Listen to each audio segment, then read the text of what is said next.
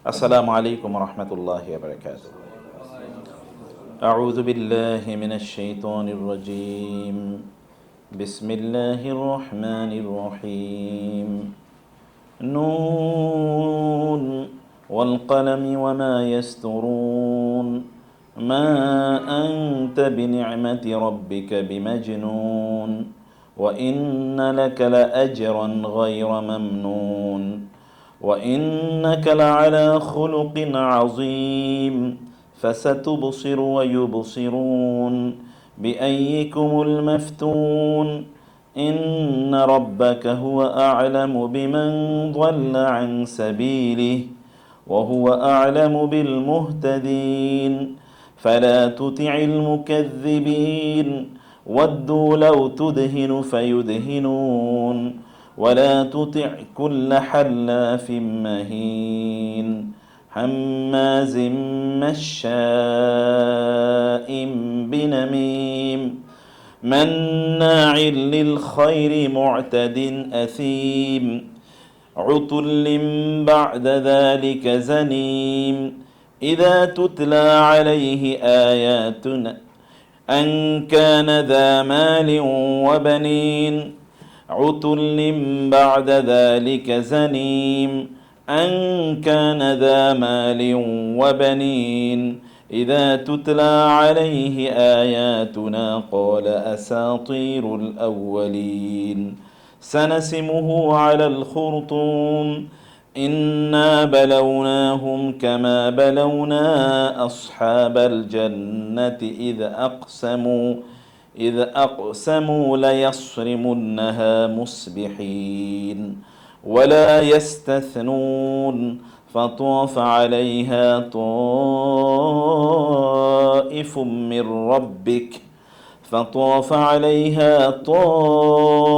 من ربك وهم نائمون بسم الله الرحمن الرحيم يا أيها الذين آمنوا لا يسخر قوم من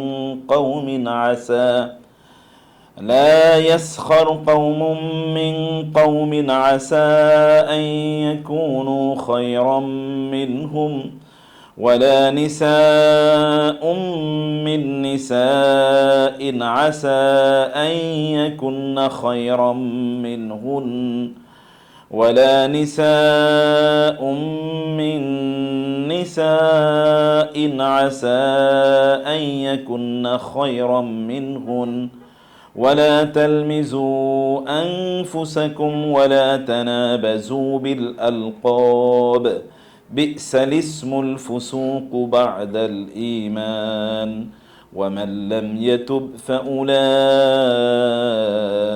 هم الظالمون يا أيها الذين آمنوا اجتنبوا كثيرا من الظن إن بعض الظن إثم ولا تجسسوا ولا يغتب بعضكم بعضا أيحب أحدكم أن يأكل لحم أخيه ميتا فكرهتموه واتقوا الله إن الله تواب رحيم يا أيها الناس إنا خلقناكم من ذكر وأنثى وجعلناكم شعوبا وقبائل لتعارفوا إن أكرمكم عند الله أتقاكم إن الله عليم خبير قالت الأعراب آمنا قل لم تؤمنوا ولكن قولوا أسلمنا ولما يدخل الإيمان في قلوبكم وإن تطيعوا الله ورسوله لا يلتكم من أعمالكم شيئا إن الله غفور رحيم إنما المؤمنون الذين آمنوا بالله ورسوله ثم لم يرتابوا وجاهدوا بأموالهم وجاهدوا بأموالهم وأنفسهم في سبيل الله أولئك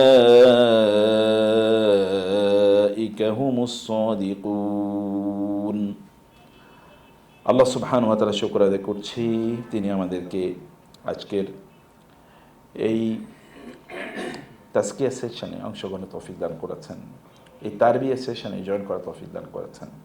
এ কারণে বলি আলহামদুলিল্লাহ। রাসূলুল্লাহ সাল্লাল্লাহু আলাইহি ওয়াসাল্লামের উপর দুরূদ এবং সালাম বর্ষিত হোক।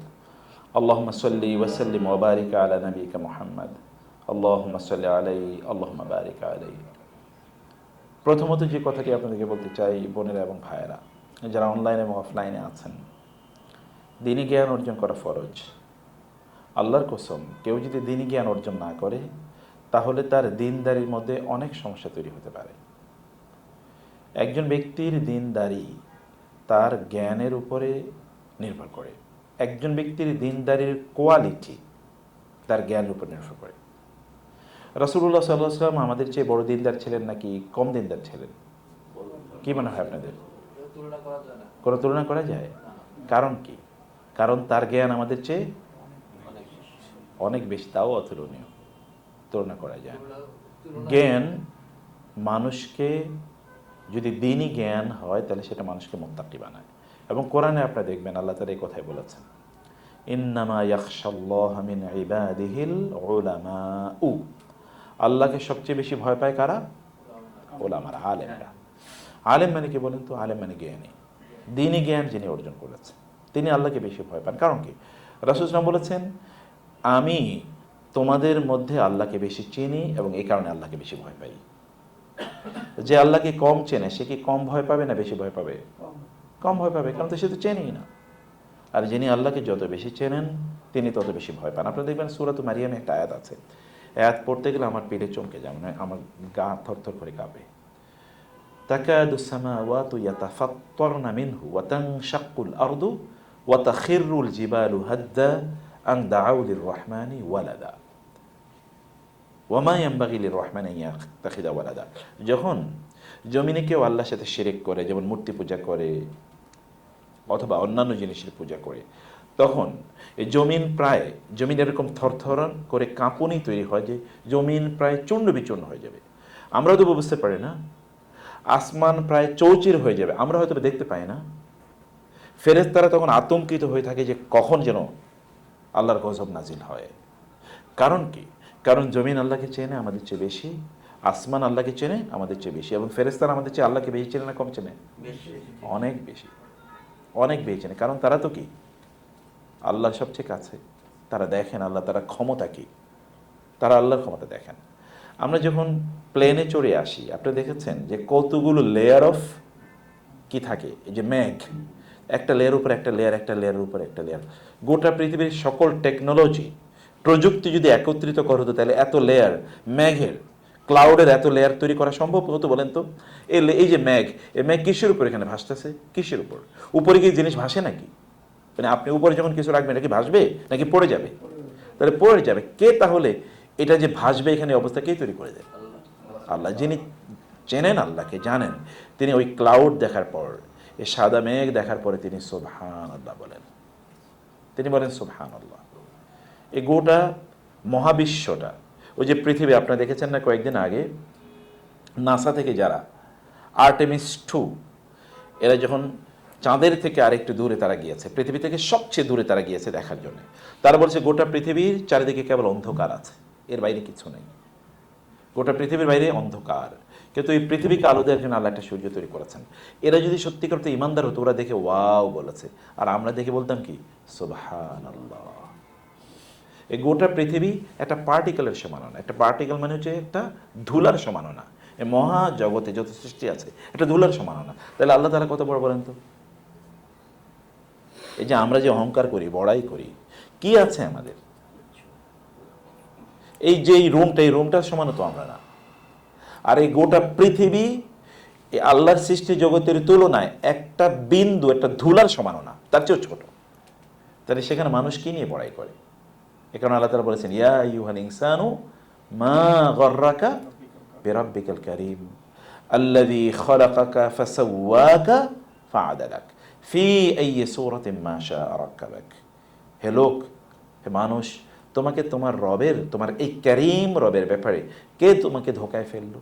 তুমি কোন ধোকায় ঘুরছো? যিনি তোমাকে সৃষ্টি করেছেন, অথবা তোমাকে সুঠাম দেহ প্রদান করেছেন, এবং তোমার দেহের অঙ্গ প্রত্যঙ্গগুলো কোথায়, কোনটা ইনস্টল হবে, এটা তিনি নির্ধারণ করে দিয়েছেন। ইয়া আইয়ুহাল ইনসানু ইন্নাকা কাদিহুন ইলা রাব্বিকা কাদহান ফামুলাকি। হে লোকেরা, তোমাকে আল্লাহর কাছে পৌঁছতে হলে তোমাকে কষ্ট করতে হবে। প্রিয় ভাইয়েরা এবং বোনেরা, এই কারণে দিনী জ্ঞান অর্জন করা খুবই গুরুত্বপূর্ণ। বাইতুল্লাহর ইমামরা কেঁদে উঠে তেলাওয়াত করতে গিয়ে কারণ কি? কারণ ওই আয়াতটা সে বুঝছে, ওই আয়াতটা সে বুঝাচ্ছে। কিন্তু আমরা বুঝি না, এই কারণে আমরা কোনো অনুভূতিই তৈরি হয় না। দেখেন কি দুর্ভাগ্য! আপনাদের একটু মন খারাপ লাগে না বলেন তো? আমার খুব মন খারাপ লাগে যখন না বুঝি, তখন খুব মন খারাপ লাগে। তাহলে কি আমাদের মধ্যে আর অন্যান্য প্রাণীর মধ্যে খুব বেশি পার্থক্য নাই? কোরআন আল্লাহর বাণী শোনার পরে আমাদের মধ্যে এই অনুভূতিটা জাগে না, আমরা কাঁদতে পারি না। Very pathetic.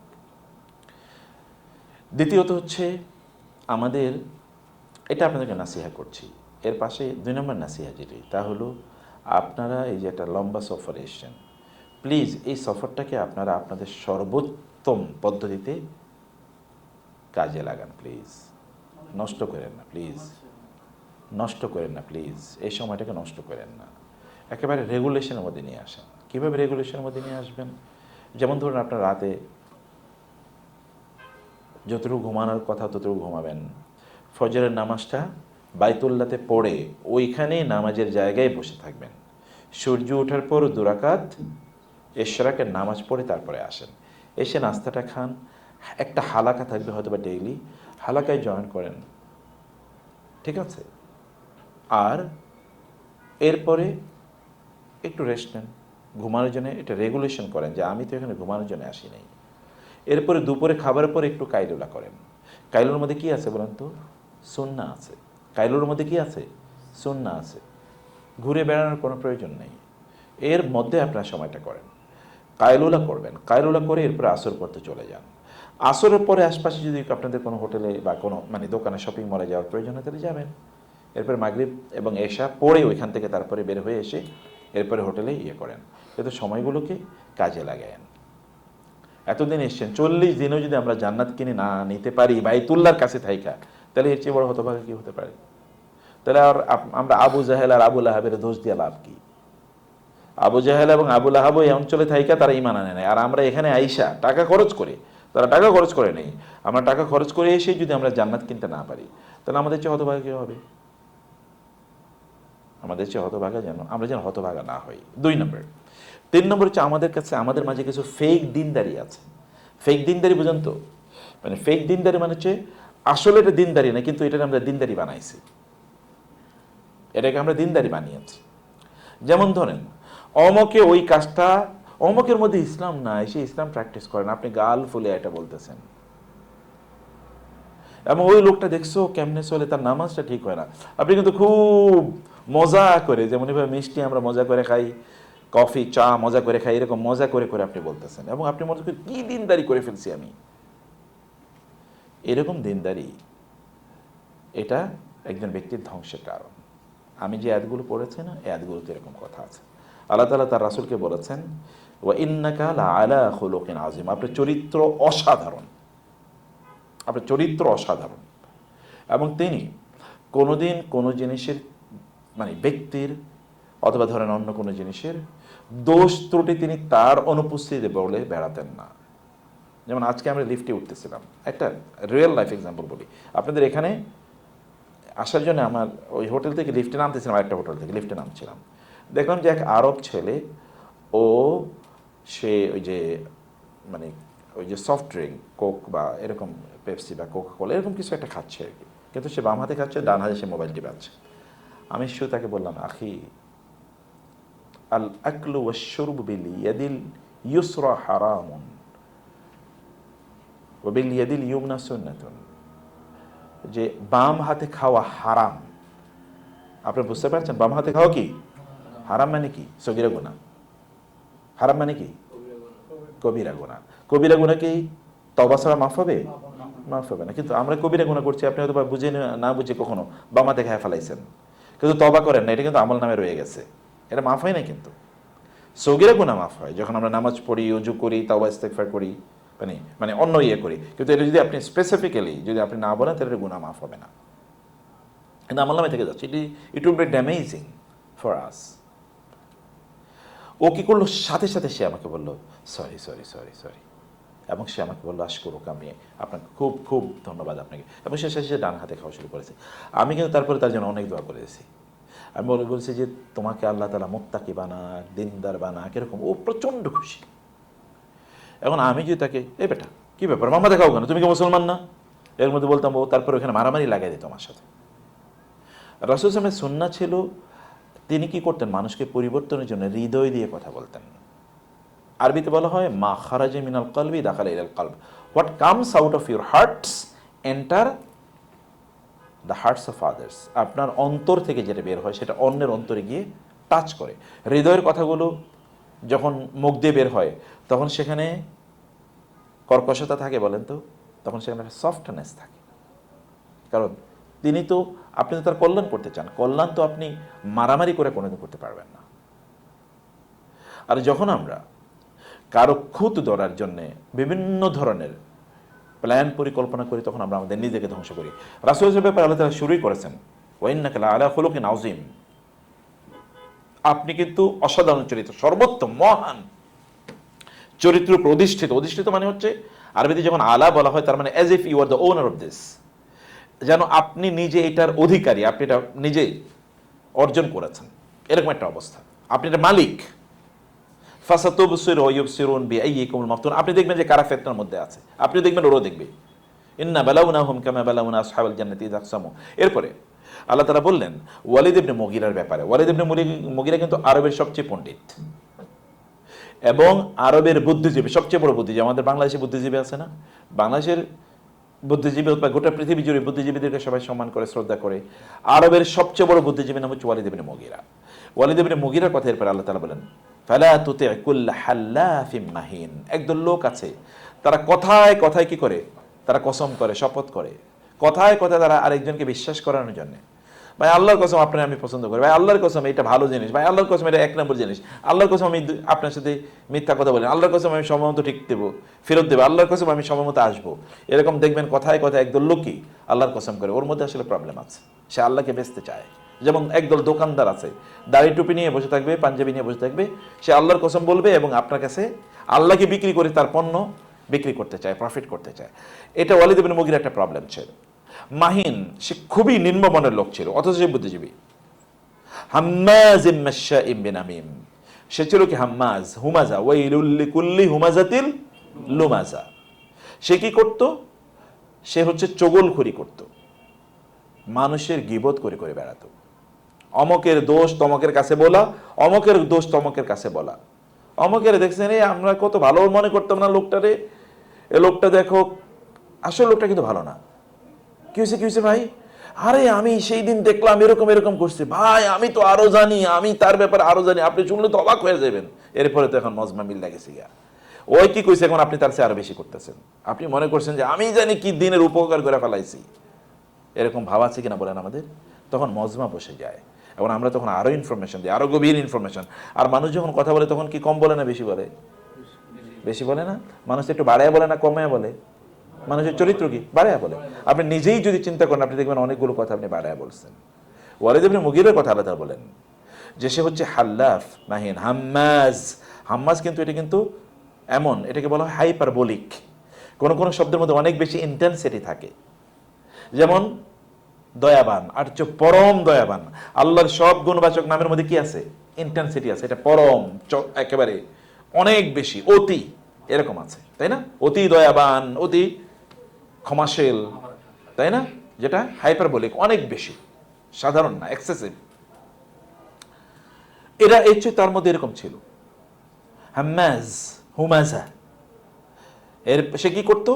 মানুষের দোষ ত্রুটি বলে বলে বেড়াতো, মানুষের ছিদ্র অন্বেষণ করত এবং মাশশাইম বিনামিম, এবং কূটনামি করে করে বেড়াইতো। অমকের কথা তমকের কাছে, অমকের কথা তমকের কাছে, অমকের কথা।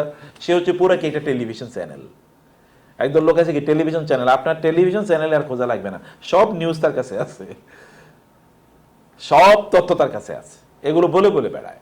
ওয়ালিদ ইবনে মুগিরার প্রবলেম ছিল এটা। এটা সে কিন্তু এমনিই করে না, জানেন, এটা কিন্তু তার দিনদারি। এটা সে বলতেছে আমাদের মানুষকে বাঁচাইতে হবে, মুহাম্মদের কাছ থেকে মানুষকে বাঁচাতে হবে সাল্লাল্লাহু আলাইহি ওয়াসাল্লাম, কারণ সে নতুন ধর্ম নিয়ে আইছে তাদের কথায়। অতএব আমাদের লোকদেরকে বাঁচাতে হবে, আমাদের বাপদাদার ধর্ম বাঁচাতে হবে, এই কারণে সে এগুলো করে করে বেড়াতো। এবং কোরআন আল্লাহ সুবহানাহু ওয়া তাআলা এর কথা বলতে গিয়ে ঠিক এর বিপরীতে আবার সূরা আল হুমাজাতে ওয়াইলুল লিকুল্লি হুমাজাতির প্রত্যেক নান ইজ এক্সক্লুডেড, কেউ কিন্তু বিপরীত ইয়া নাই। এবং আমাদের বোনদের কথা বলি, বোনরা তো হচ্ছে সবচেয়ে বড় শক্তিশালী টেলিভিশন চ্যানেল। আপনি যদি বোনদেরকে কোনো কথা মানে তাদেরকে কথা বললে তারা অন্যের কাছে বলে দেবে সাধারণ। আর যদি কোনোদিন বলেন যে কথা কাউকে বলা যাবে না, তাইলে বুঝবেন যে এটা পুরো রাষ্ট্র হয়ে গেছে, আর কোথাও বাকি নাই কেউ। এবার টেলি ওমেন, আমাদের এখানে যারা আছে তাদের কথা বলি না, অন্যদের কথা বলছি। আমাদের এখানে সব ভালো দিনদার বোনেরা আমাদের আছে। হচ্ছে টেলি ওমেন, টেলিভিশন, টেলিকমিউনিকেশন এবং কি টেলি ওমেন। কথা এক বোন এক আরেক বোন, এক বান্ধবী আরেক বান্ধবী ইত্যাদির কাছে, বা এক কলিগ আরেক কলিগের কাছে এগুলো বলে বেড়ায়। এটা আরেক ধরনের প্রবলেম। এবং এটা আমাদের দিনদারিকে ওয়ালিদ ইবনে মুগিরার দিনদারি লেভেলে নিয়ে যায়। আপনারা যারা এই জায়গায় আছেন, আমি আপনাদেরকে বলবো যে এটা কিন্তু আমাদের অন্তরের রোগ, জানেন তো। শরীরের রোগের চেয়ে অন্তরের রোগ কি মানে কম ক্ষতিকর নাকি বেশি ক্ষতিকর বলেন তো? অন্তরের রোগ মানুষকে পাগল বানিয়ে দেয়, শরীরের রোগ মানুষের পাগল বানায়। আপনি সর্বোচ্চ হসপিটালাইজড হবেন and then you will get cured, কিন্তু অন্তর রোগ মানুষের পাগল বানায়। একদল লোক তাদের অন্তরের রোগ মানে যেটাকে আমরা বলছি যে ফি কুলুবিহিম মারাদুন ফাযাদাহুমুল্লাহু মারাদা সুম্মা কাসাত কুলুবুকুম মিন বাদি যালিকা ফাহিয়া কাল হিজারাতি আও আশাদ্দু কাসওয়া। একদল লোক তাদের অন্তরগুলো একেবারে কঠিন হয়ে যায়, ভয়াবহ কঠিন হয়ে যায়, পাথরের চেয়ে কঠিন হয়ে যায়, কারণ তার মধ্যে আসলে দিনদারি নাই। সে ফেক একটা দিনদারি, যে আমি বলছি ফেক দিনদারি, একটা ভুয়া দিনদারি সে চালায়। এটা তার দিনদারিকে একেবারে খেয়ে ফেলে। রাসূলুল্লাহ সাল্লাল্লাহু আলাইহি ওয়াসাল্লাম সেই কথা আমাদেরকে বলেছেন যে যেমন লাকড়ি গুলো খেয়ে ফেলে কি আগুন, আগুন যেমনি ভাবে লাকড়ি খেয়ে ফেলে, ঠিক তেমনি ভাবে দিনদারি খেয়ে ফেলে কি বলেন তো? গীবত। আপনি গীবত নাম শুনছেন কিনা? গীবত মানে কি বলেন তো? কে বলতে পারেন? হ্যাঁ, পরচর্চাটা কি? পরের ব্যাপারে মিথ্যা কথা বলা নাকি? যে কথাটা মিথ্যা, যে কথাটা কি মিথ্যা? যে কথাটা শুনেন, ভালো করে শুনেন। কোন ব্যক্তির অবর্তমানে তার ব্যাপারে এমন কথা বলা যে কথাটা মিথ্যা নাকি? এক্স্যাক্টলি। কোন ব্যক্তির মিথ্যা হলে তো এটা আলোচনাই নেই, ওটা তো মিথ্যার ক্যাটাগরি, ওটা তো গীবতের ক্যাটাগরি না। গীবতের ক্যাটাগরি হলো কোন ভাইয়ের ব্যাপারে বা কোন বোনের ব্যাপারে, কোন ব্যক্তির ব্যাপারে, কোন মুসলিমের ব্যাপারে তার অনুপস্থিতিতে এমন কোন কথা বলে যে কথাটা সত্য, কিন্তু কথাটা শোনার পরে সে কি কষ্ট পাবে, বিমা ইয়াকরাহু, সে অসন্তুষ্ট হবে, এমন কোন কথা বলে, অথচ এটা সত্য। আপনি তখন ভাই আমি কি মিথ্যা কথা বলছি? আমি তো সত্যই বলতেছি। ভাই আমি কি মিথ্যা কইছি বলেন তো? আপনি তখন অনেকের সাক্ষী রাখেন, আর না না আপনি মিথ্যা করেন না, আপনি সত্যই কইছেন। অথচ শয়তানের কাছে এটা সবচেয়ে ভালো আমল। শয়তানের সবচেয়ে প্রিয় আমল কি? গীবত। কারণ ও জানে গীবত দিয়ে কি করছে, আপনার ড্যামেজ করে ফেলছে, আপনি হয়তো বুঝে নেন। আল্লাহ বলছেন ওয়াইলুন, ধ্বংস। ওয়াইল কিন্তু জাহান্নামের একটা এমন একটা জায়গার নাম যেটা খুবই ভয়াবহ একটা জায়গা, ওই জায়গায় এই লোকেরা নিক্ষিপ্ত হবে। ফেক দিনদারি এটা মানুষের জন্য ড্যামেজিং, কারণ আপনি বা আমি ওই কাজটা করতে দিনের লেভেলে, ভাই তার ব্যাপারে আপনাকে সতর্ক করতেছি এই সেই, আপনি কিন্তু দিনের লেভেলে করছেন, আপনি মনে করছেন ভালো কাজ করতেছি আমি, তাই না? কোনো ভাবির ব্যাপারে আমি কথা বলছি, অথবা কোনো বোনের ব্যাপারে কথা বলছি, কোনো কলিগের ব্যাপারে, মানে অফিসে কি হয়েছে এগুলো আইসা বাসায় এটা নিয়ে মজমা মিলে গেছে আমাদের। এবং এই কারণে জানেন আমাদের সন্তানদের মধ্যে গীবতকে একটা, এই যে আপনার বাচ্চারা আম্মু জানো জানো আমার সাথে ওই বন্ধুটা এমন করছে, ঠিক আছে ওরে মাইরে দেবো আজকে, আচ্ছা ওরে বকা দিয়ে দেবো নি, আপনি কিন্তু ওরে শেষ করে ফেলছেন। ও আপনার সামনে এসে কিভাবে অন্যের কথাবার্তা বলে, তার মানে ও দেখে বাসায় এরকম কথা হয় আর আপনি সেটাকে আশ্রয় দিচ্ছেন। পরিবারটা একটা গীবতের পরিবার হয়ে গেছে। এবং এই কারণে যতটুকু আবাদত আমরা করছি না, আবাদত একেবারে শেষ, ড্যামেজড। আমরা অথবা প্রচ্ছন্ন ইঙ্গিত, আপনি বলেন রাসূলুল্লাহ সাল্লাল্লাহু আলাইহি ওয়াসাল্লামের একজন স্ত্রী, তার নাম হচ্ছে আয়েশা রাদিয়াল্লাহু তাআলা, নাম শুনছেন? আয়েশা, একজন আয়েশা রাদিয়াল্লাহু তাআলার মর্যাদা আমাদের এই গোটা পৃথিবীতে যত মহিলা আছে এ সকল মহিলা মিললে হবে? আয়েশা রাদিয়াল্লাহু তাআলা একদিন কেবলমাত্র রাসূল সাল্লাল্লাহু আলাইহি ওয়াসাল্লাম আরেক স্ত্রীর ব্যাপারে বলেছেন, কাফা লি সফিয়াতা কাদা ওয়া কাদা, সফিয়া এর ব্যাপারে আপনি বলছেন সে তো শর্ট, এই দুটো আদ দিয়ে দেয়, আর কিছু কয় না, কাফা এতটুকু। রাসূল বললেন, আয়েশা আপনি এমন কথা বলছেন, এই কথাটা যদি সমুদ্রের পানির সাথে মিশিয়ে দেওয়া হতো তাহলে গোটা সমুদ্রের পানি কি এগুলো সব অপবিত্র হয়ে যেত। মাত্র বলছে এতটুকু। আচ্ছা, এতটুকু যদি পানি অপবিত্র হয় সমুদ্রের পানি, তাহলে আমাদের অবস্থাটা কি? পুরো আকাশ বাতাস অপবিত্র হয়ে যায় আমাদের কথায়। ভাইয়েরা আমার, বোনেরা আমার, I love you very much. আমি আপনাদেরকে ভালোবাসি, প্রচণ্ড ভালোবাসি। এটা দিনের জন্যই, আল্লাহর জন্যই। এবং আমি চাই ব্যক্তিগতভাবে, আমার নিজকে আমি নসিহত করছি, আপনাদেরকে করছি, যে আপনারা অনুগ্রহ করে গীবত থেকে নিজেকে বাঁচান প্লিজ। পরচর্চা করার দরকার নেই, পরনিন্দা করার দরকার নেই। এমনকি আপনার সামনে যদি কেউ করে তাইলে এটা আপনারা স্টপ করে দেবেন। যেমন আমার বাসায় ব্যক্তিগতভাবে, আমার কথাই বলছি, আমার বাসায় জানে কি যে অন্যের ব্যাপারে কোনো কথা বলা যায় না। আমার বাসায় কোনো ব্যাপারে কোনো কথা বলা যায় না। কারণ আমার ওয়াইফ এটা জানে যে এটা অপছন্দ করে, এটা বলাই যায় না, স্টপ, নো, অন্য কোনো কথা চলবে, অন্য কথা চলবে না। এমনকি আমি আপনাদেরকে বলছি, অন্য সময় বলছি কিনা, আমার বাসায় রাজনৈতিক আলাপ কিন্তু নিষিদ্ধ। কীভাবে নিষিদ্ধ? ধরুন অমুক রাজনীতিবিদরা আমি অপছন্দ করি, কথা আমার বাসায় আমি বলি না, এটা আমার ওয়াইফকেও আমি বলি না, আমার বাচ্চারাও তো শুনেই না, এটা অসম্ভব। আমি বেডরুমে তো অনেক গল্প করি, কিন্তু গল্পের মধ্যে এগুলো নাই। কারণ এতে তো আমার নিজের ক্ষতি আমি কেন করবো? আমার নিজের গুলি করে কেন আমি মারবো? আমরা তো ইবাদত এমনিই করি না, কতটুকু ইবাদত কবুল হবে এটা আপনার কি গ্যারান্টি দিয়ে বলতে পারেন? আমরা কি গ্যারান্টি দিয়ে বলতে পারবো? আল্লাহ তাআলা যদি বলেন তোমার এই ইবাদত কবুল করি নাই, তখন কি বলবো? কারণ এই যে ফজরের সময় আমরা কোন আয়াত শুনছিলাম এটাই তো মনে করতে পারতেছি না। বলেন, আমাদের ইমানদারি অথবা ধরুন আমাদের অ্যাটেনশনের লেভেলটা কি? এরকমই তো লেভেল, এরকমই তো। নামাজের মধ্যে আমরা কোন সূরা পড়ি, আগের রাকাতে কোন সূরা পড়লাম, পরের রাকাতে যাই তো মনে থাকে না, তাই না? এটা ট্যাপ রেকর্ডারের মতো দাঁড়াইছে, এরপরে কি অটোমেটিক্যালি সূরা চলে আসে, কারণ ওই যে রেকর্ড ছেড়ে দিয়েছে, এরপরে চলতেছে, মানে মনোযোগ নাই। তাহলে যতটুকুই ইবাদত আমরা করি, এটাকে আমরা যেন আগুন, গীবতের আগুন দিয়ে যেন এটাকে পুড়িয়ে না দিই। আপনারা এটা করবেন না, এখন থেকে প্র্যাকটিস করেন। বরং এর বিপরীতে কি করবেন? যেমন ধরেন ওই যে বলছি জিহ্বায় কি সুবহানাল্লাহ, আলহামদুলিল্লাহ। আপনাদেরকে একটা আমলের কথা স্মরণ করিয়ে দিই, তাহলে আপনি গ্র্যাজুয়ালি এটা বাড়াবেন। প্রতিদিন সকালে 1000 বার সুবহানাল্লাহ, মানে আস্তাগফিরুল্লাহ। কতবার? কথা শোনেন না আপনারা, সবাই বলেন নাই তো? প্রতিদিন সকালে কতবার আস্তাগফিরুল্লাহ পড়বেন? 1000 বার পড়বেন। পড়ার জন্য আঙ্গুলের কর বা ইত্যাদি গুণে আপনি শেষ করতে পারবেন না, তাহলে কি করবেন? 15 মিনিট লাগে আস্তাগফিরুল্লাহ 1000 বার পড়তে। আমার ওয়াইফ বলছে তার 16 মিনিট লাগে, অতএব 15 থেকে 16। আমি দুইজন, আমার নিজে এবং আমার পরিবারে একজনকে আমি পরীক্ষা করে দেখাইছি। 16 মিনিট লাগে, 16 মিনিট ঘুরে ধরে আস্তাগফিরুল্লাহ আস্তাগফিরুল্লাহ আস্তাগফিরুল্লাহ আস্তাগফিরুল্লাহ আস্তাগফিরুল্লাহ আস্তাগফিরুল্লাহ পড়বেন। পড়ে দোয়া করেন, দেখেন ওই দোয়া কবুল হয় কিনা ইনশাআল্লাহ। আজকে করবেন 1000, আগামীকাল করবেন 1100, তারপরের দিন 12, তারপরের দিন 1300, এরকমভাবে করেন। অথবা 1000, 1050, এরপরে 1100, এরকমভাবে করেন। বিকালে প্রতিদিন আসর থেকে মাগরিবে 1000 বার সাল্লাল্লাহু আলাইহি ওয়াসাল্লাম পড়বেন। কি পড়বেন? সাল্লাল্লাহু আলাইহি ওয়াসাল্লাম 1000 বার। এতটুকু, এর বড়টা অন্য সময় পড়েন, শুধু এতটুকু সাল্লাল্লাহু আলাইহি ওয়াসাল্লাম। এটা পড়তে 22 মিনিট লাগে। আমি বাসায় পরীক্ষা করে দেখেছি 23-24 মিনিটের মতো করে লাগে। তাহলে আপনারা সাল্লাল্লাহু আলাইহি ওয়াসাল্লাম পড়বেন। এরপরে যে দোয়া করে এই দোয়া দেখেন কবুল হয় কিনা, গ্যারান্টিড যেটা কবুল হবে ইনশাআল্লাহ। অথবা এতটুকু করেন এই সময়গুলোকে। তাহলে কি, অন্য যখন আলোচনা হবে তখন আপনি তাসবিহ পড়া শুরু করে দেন। কোরআন আল্লাহ তাআলা বলেছেন যে ওয়াকাদ নাযাল আলাইকুম, যে আল্লাহ তাআলা বলেছেন যে আমি তোমাদের উপর কোরআন নাজিল করেছি, কিতাব নাজিল করেছি। আন ইযা সামি'তুম আয়াতিল্লাহি ইউকফারু বিহা ওয়া ইউস্তাহজাউ বিহা ফালা তাকউদু মাআহুম হাত্তা ইয়াকুল। তাহলে যারা গীবত শিকায়ত করছে তোমরা তাদের সমান হয়ে যাওয়া। যে বলে তার অপরাধ যতটুকু, যে শুনে তার অপরাধ কি কম না? সমান, সমান, এক সমান। অপরাধ এক ফোঁটাও কমে না।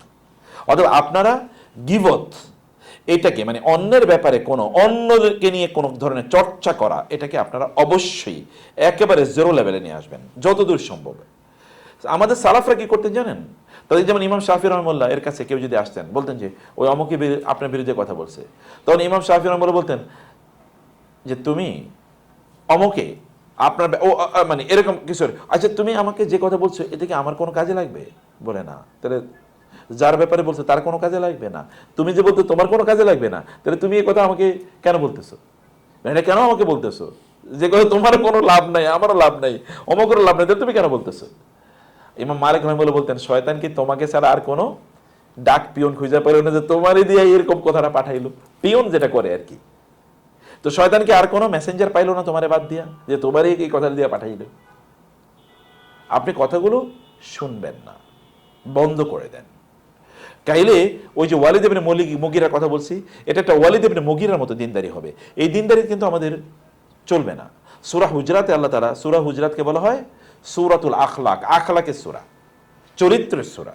সেই সূরাতে আল্লাহ তাআলা ঈমানদারদেরকে বলেছেন ইয়া আইয়ুহাল্লাযীনা আমানু লা ইয়াসখার কাওমুম মিন কওমিন আসা ইয়াকুনু খায়রাম মিনহুম।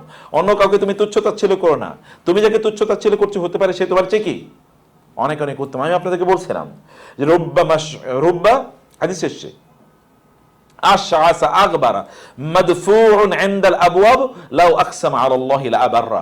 এমন কিছু লোক আছে আপনার তারে দেখলে পছন্দ হইব না, অনেক বেশি টাকা পয়সার মালিক না, অনেক দামি জামা কাপড় পরে না, চেহারাও এরকম কি আপনার যেটাকে আপনার বলেন খুব ইমপ্রেসিভ এরকম না, চেহারা দেখলে যে আপনি মানে ইয়ে লাগবে আপনার খুব আকর্ষণীয় এরকম না, কিন্তু এই লোকগুলো আল্লাহর কাছে এত প্রিয়, এরা যদি কোনোবার আল্লাহর কাছে হাত তুলে কোনো কথা বলে তাহলে আল্লাহ তাআলা তার নিজের উপর একটা বাধ্যতামূলক করে নেন, আমার এই বান্দার মুখ দিয়ে যেহেতু এই কথা বের হয়েছে অতএব এটা হবেই হবে, হয়েই ছাড়বো, করেই ছাড়বো, আমি এটা বাস্তবায়ন করেই দেব।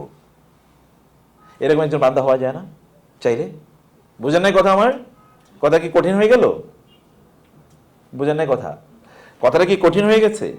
এমন কিছু মানুষ আছে যারা কেউ কোথাও গেলে কেউ তাকে জিজ্ঞেস করে না যে আপনি ভাই অনেক দিন দেখেনি আপনাকে, আপনি আইলেন, আরে আর যদি না যায় কেউ তার ব্যাপারে খবর নেই, ওই অমুকে আসে না কেন, যেন আপনি না গেলে আপনার ব্যাপারে অনেক জিজ্ঞেস করবে, কারণ আপনার টাকা পয়সা আছে, আপনি কিছু দান সাদা করেন, কিছু পয়সা দেন, অতএব আপনার সাথে অনেকে এসে বন্ধুত্ব করতে চায়। আমরা তো এখন হাসিও না সুবিধা ছাড়া, কারা দেখলে হাসি? যার কাছে কিছু সুবিধা পাবো, আর যার কাছে কোনো সুবিধা পাবো না তারা দেখলে আমরা হাসিও না, তাই না? এখন হাসিও কিন্তু আমাদের ব্যবসায়িক একটা পারপাসে আমরা ব্যবহার করি। এইরকম কিছু লোক আছে যারা কেউ তাদেরকে চেনে না কিন্তু তারা আল্লাহর কাছে এত প্রিয়। তাহলে আপনি কি মানুষের কাছে প্রিয় হওয়া দরকার নাকি আল্লাহর কাছে প্রিয় হওয়া দরকার?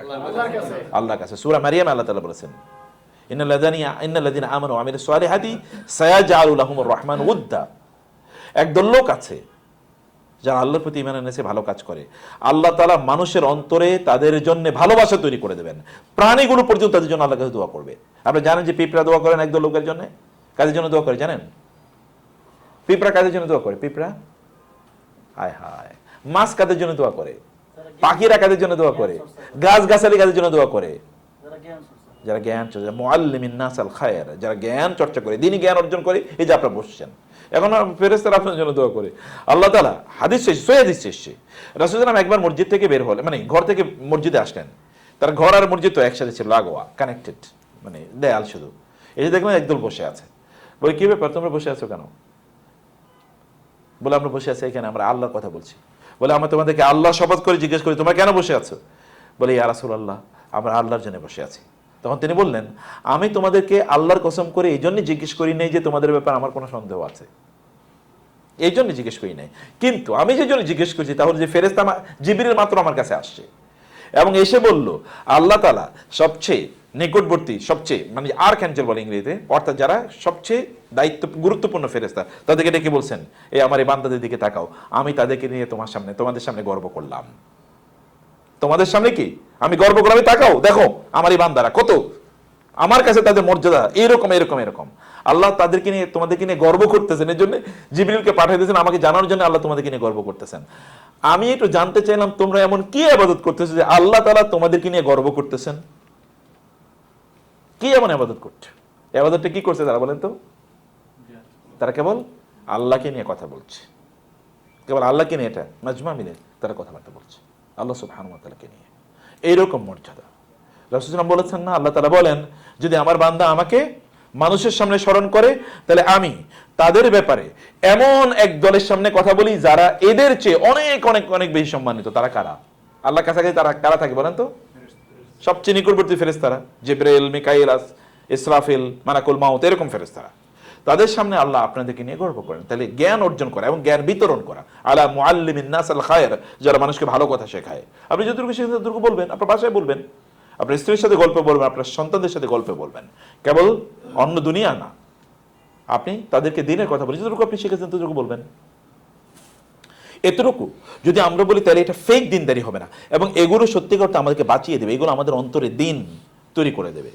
এবং এই কারণে আমি লাস্ট যে কথাটি বলতে চাই, কোরআন আল্লাহ তাআলা বলেছেন যে কোনো পুরুষকে, কোনো নারীকে যেন এটা না করে। এমনকি আল্লাহ তাআলা বলেছেন তোমরা গীবত করবা না, তোমরা মানুষের ছিদ্র অন্বেষণ করবা না, পেছনে খবর নিতে চাইবা না। হাদিসে এসেছে, সহিহ হাদিসে রাসূল সাল্লাল্লাহু আলাইহি ওয়াসাল্লাম বলেছেন কেউ যদি কারো গোপন খবর জানার চেষ্টা করে তাহলে আল্লাহ সুবহানাহু ওয়া তাআলা তার গোপন খবরগুলো ফাঁস করে দেন এবং তার ঘরে তাকে লাঞ্ছিত করেন। কার কাছে? তার স্ত্রীর কাছে, তার সন্তানদের কাছে, এবং তার ভাই বোনদের কাছে, তার মা বাবার কাছে তাকে লাঞ্ছিত করেন, অপমানিত করেন। আপনার ঘরে যদি আপনি লাঞ্ছিত হন তাহলে আর কোথায় যাবেন আপনি সম্মান পাওয়ার জন্য? যে ব্যক্তি তার ঘরে সম্মান পায় না, তার বাইরে কিসের সম্মান, বাইরে কিসের মর্যাদা? আপনার ঘরের লোকেরা যদি আপনাকে সম্মান না করে তাহলে কেমন কথা হলো? এবং আমি আপনাদেরকে বলি, পুরুষদেরকে এবং নারীদেরকে বলি, আপনার ঘরে যদি আপনার সম্মান বা মর্যাদা কম থাকে তাহলে আপনার নিজের জীবনটা আপনার রিভিজিট করা দরকার, রিভিউ করা দরকার, যে প্রবলেমটা কোথায়। কারণ মানুষ সবচেয়ে বেশি এক্সপোজড কোথায় বলেন তো? মানুষ সবচেয়ে বেশি পরিচিত কাদের কাছে? ঘরের মানুষের কাছে না বাইরের মানুষের কাছে? ঘরের মানুষের কাছে। তো ঘরের মানুষ যদি আপনাকে সম্মান না করে তাহলে বুঝতে হবে কি আমার লেভেলটা কি। বাইরে তো ভাই যাওয়ার আগে আমরা মেকআপ করে যাই, যখন কথা বলি তখন কি খুব আর্ট করে কথা বলি, তাই না? আর ঘরের লোকেরা জানে আমার ল্যাঙ্গুয়েজটা কি, আমার মূল চেহারাটা কি। ঘরের মানুষের কাছে উত্তম হয়। রাসূল সাল্লাল্লাহু আলাইহি ওয়াসাল্লাম একটা হাদিস আছে না, বিখ্যাত হাদিস, তোমাদের মধ্যে তারাই সেরা যারা তার স্ত্রীর কাছে, ঘরের মানুষের কাছে সেরা। আমার ঘরে যে জিজ্ঞেস করতো আমি কেমন, ঘরে যাওয়ার পরে লোকেরা বলতো কি, স্ত্রীরা বলতেন তোমরা কি কোরআন পড়ো না? বলে হ্যাঁ পড়ি। তো বলছে কোরআন পড়লে তার রাসূলের চরিত্র সম্পর্কে আর নতুন করে আমাদেরকে জিজ্ঞেস করা দরকার কি?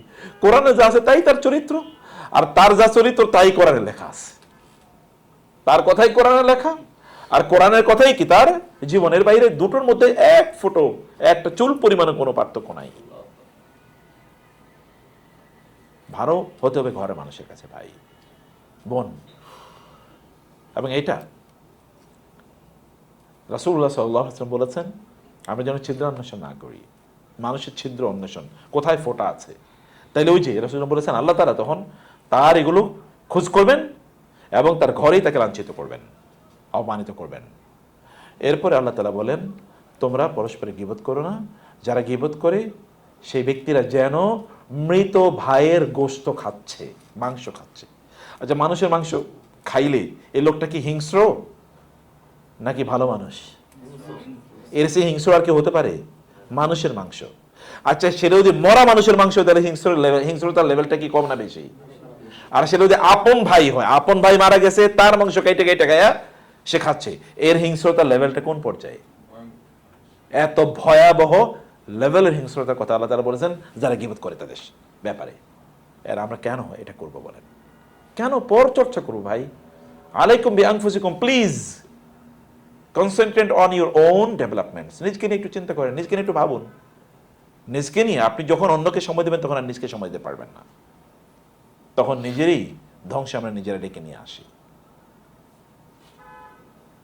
নিজকে নিয়ে ভাবেন আমি কতটুকু জানাতে যাচ্ছি, আমার ডেভেলপমেন্ট কতটুকু হবে, আমি মানুষের জন্য কত করছি, উম্মার জন্য কতটুকু করছি, আমার সন্তানদের কোথায় যাচ্ছে, আমার স্ত্রী কোথায় যাচ্ছে, তাদের সম্পর্ক, তাদের সাথে আমার সম্পর্ক লেভেলটা কি, সম্পর্ক কমছে নাকি বাড়ছে, এবং আমার ইবাদতটা কি করা দরকার, আমার কোথায় কোন ত্রুটি বিচ্ছুতি আছে। ইয়াংরা যারা আছেন, যারা অনলাইনে পরেও শুনবেন অনেকেই, ইয়াংরা যারা আছেন অন্যকে নিয়ে চর্চা না করে নিজকে নিয়ে ভাবুন, একটা স্কিল ডেভেলপ করেন না।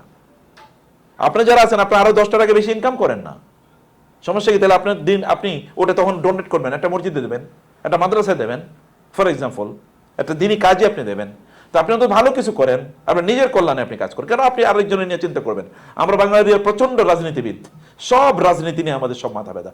ভাই বন্ধ করেন না প্লিজ, এই আলোচনা বন্ধ করে 1 ঘন্টা ওই জায়গা বন্ধ করে 1 ঘন্টা অন্য জায়গায় কাজ করেন যেন আপনি 100 টাকা ইনকাম করতে, এই 100 টাকা মসজিদে দেন, তাহলে আপনার জান্নাত আপনি কিনছেন?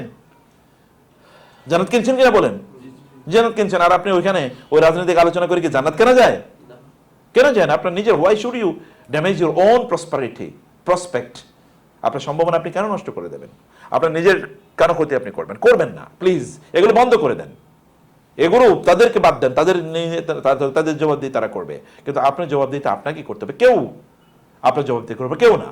এমনকি আপনি যাদের জন্য সময় কাটাচ্ছেন, এই সন্তানরা কি আপনার কোনো সেই দিন কাজে লাগবে বলেন তো? ইয়াউমা ইয়াফিরুল মারউ মিন আখি, সব পালাবে সেদিন। উম্মি ওয়া আবি, বাবা মা ছেলে মেয়ে স্বামী স্ত্রী পরস্পরকে দেখে পালাবে।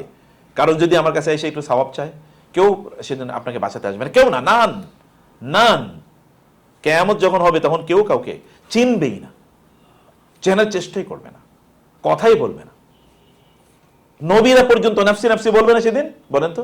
নবীর কাছে সকল লোকেরা দৌড়ে যাবেন আদম আলাইহিস সালামের কাছে, দৌড়ে যাবে না ইব্রাহিম আলাইহিস সালামের কাছে, দৌড়ে যাবে না মুসা আলাইহিস সালামের কাছে, ঈসা আলাইহিস সালামের কাছে, সবাই দৌড়ে যাবে না। সবাই কি বলবে? ভাই আমি খুবই আজকে ঝামেলার মধ্যে আছি, আমি খুবই টেনশনে আছি, আমি জানি না আল্লাহ আমার সাথে কি আচরণ করবে, যাও অন্য জায়গায় যাও, অন্য জায়গায় যাও। পরে আসবে কোথায়? মুহাম্মদ রাসূলুল্লাহ সাল্লাল্লাহু আলাইহি ওয়াসাল্লামের কাছে। তিনি বলবেন কি ব্যাপার, কি হয়েছে তোমাদের? বলে আপনি একটু বলেন না, আল্লাহকে যেন হিসাব শুরু করে। রাসূলুল্লাহ তখন আরশের নিচে সিজদায় লুটিয়ে পড়বেন। আল্লাহ বলবেন কি ব্যাপার, আপনি কি হয়েছে, মাথা তোলেন, কি চান? মানে আল্লাহ একটু হিসাব শুরু করেন। কারণ অপেক্ষা তো ভয়াবহ অবস্থা, অপেক্ষা কি হবে কিচ্ছু বুঝতে পারছে না মানুষ। এবং মাথার উপরে সূর্য, এখানে পানি নাই, তাবার মতো সবকিছু হয়ে যাচ্ছে। রাসূল সাল্লাল্লাহু আলাইহি ওয়াসাল্লাম সিজদায় লুটিয়ে পড়বেন, আল্লাহ তাআলা বলবেন মাথা তোলেন, কি চান, আপনি যা চাইবেন তাই দেব। রাসূল মাথা তুলে বলবেন আল্লাহ হিসাব নিকাশ শুরু করেন। আল্লাহ বলবেন যাও হিসাব নিকাশ শুরু করলাম।